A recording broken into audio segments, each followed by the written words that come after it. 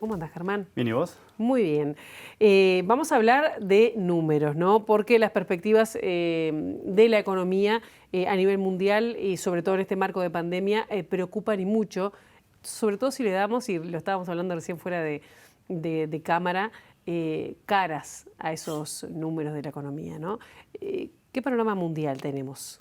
Bueno, hoy lo que tenés es que salió el informe del Fondo Monetario, que es una de las principales referencias cuando vos te planteás a la hora de decir, bueno, ¿qué esperan los organismos internacionales que son los que hacen con todos sus bemoles las proyecciones para algo tan complicado como el mundo en su conjunto, ¿no? Claro. Entonces, cada 6 meses el Fondo Monetario hace un reporte, lo hace en abril y lo hace ahora, y lo que conocimos es hoy, esa es la información que tiene ese informe con las perspectivas mundiales actualizadas.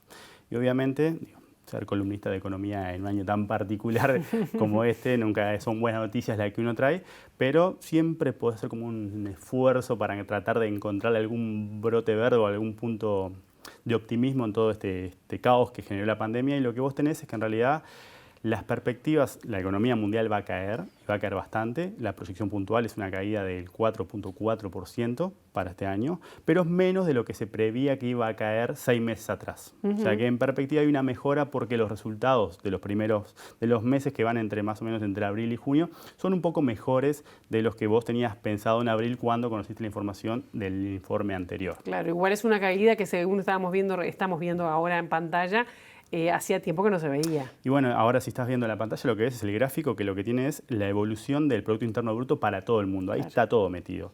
Y eso es de 1980, o sea que tenés bastante información contenida en la gráfica.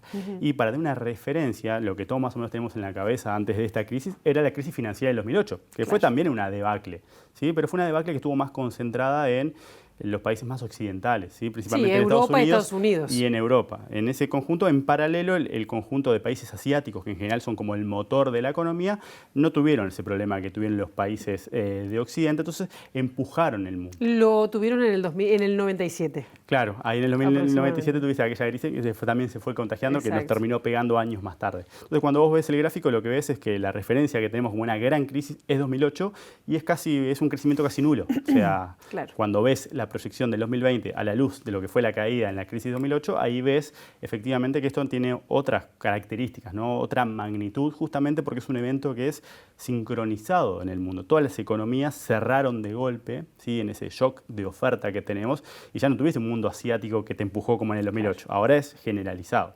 Lo que tenés es desfasajes en el tiempo, porque la crisis empezó en China y se reactivó antes, entonces ahora de a poco es la que va como empujando. Pero todavía estás como en ese marco de mucha incertidumbre. Y antes de ir a cómo pega diferente de acuerdo a qué país o a qué regiones, ¿qué lapso toma este informe? ¿Hasta qué mes?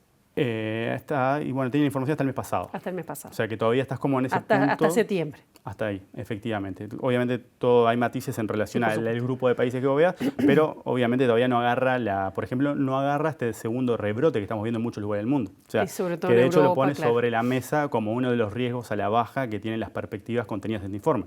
Y es que todavía uno no sabe qué va a pasar con la pandemia, porque justamente esto es una crisis que está disparada por un evento que no es económico y cuya resolución económica depende de cómo evolucione el virus, y hasta no tener una vacuna no tenemos certeza sobre qué es lo que va a pasar. Entonces, hoy con la información que tenés hasta el mes anterior, es lo mejor que puedo decir, es una caída que es menos severa de lo que vos tenías previsto, pero es muy severa a la luz de lo que ha sido la historia reciente, porque estás atravesando una de las crisis más severas del último siglo. Probablemente tengas que ir hasta 1929 o la década del 30 para encontrar una caída tan grande.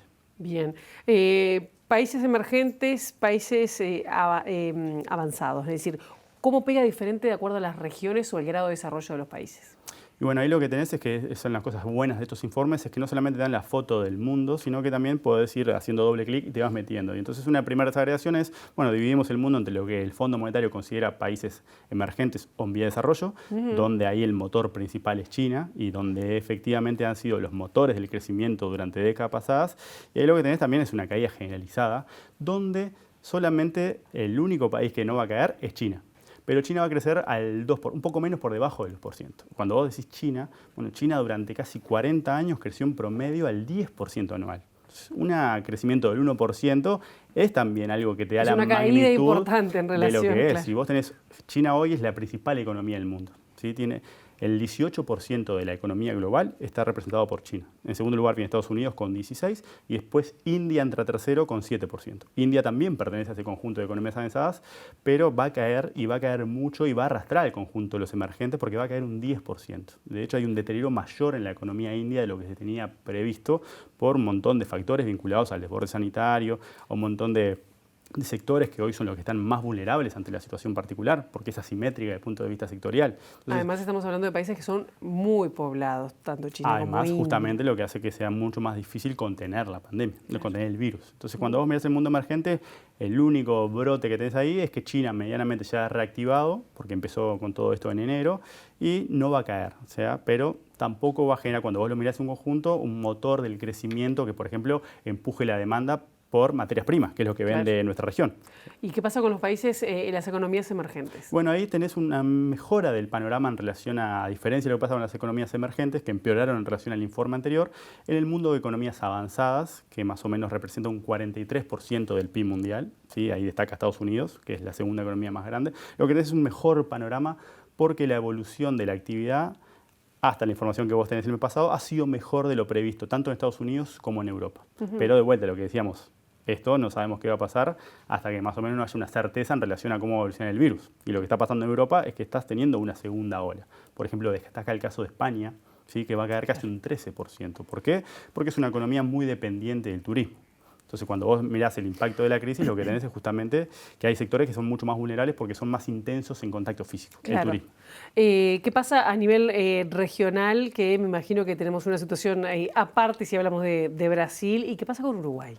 Y bueno, para la región en su conjunto, para América Latina y el Caribe, la caída agregada se proyecta en un 8%, que es menos de lo que vos proyectabas 6 meses atrás, que era una caída de 9,4%. O sea que desde ese punto de vista hay como una mejora, por lo menos en la dinámica en la del previsión. tiempo. En la previsión. Porque además siendo una de las regiones más afectadas por el COVID, ¿no? Eso es algo que resalta el informe. Es una de las regiones más afectadas, donde en países como, por ejemplo, Argentina no está ni cerca de estar controlado. De hecho, todavía están en medidas de cuarentena. O sea que eso también es una rareza cuando vos lo mirás en el ámbito internacional. Y lo que te da la pauta de que esto todavía va a tener un coletazo mayor. O sea que lo que vos tenés es que tenés una mejor expectativa de caída.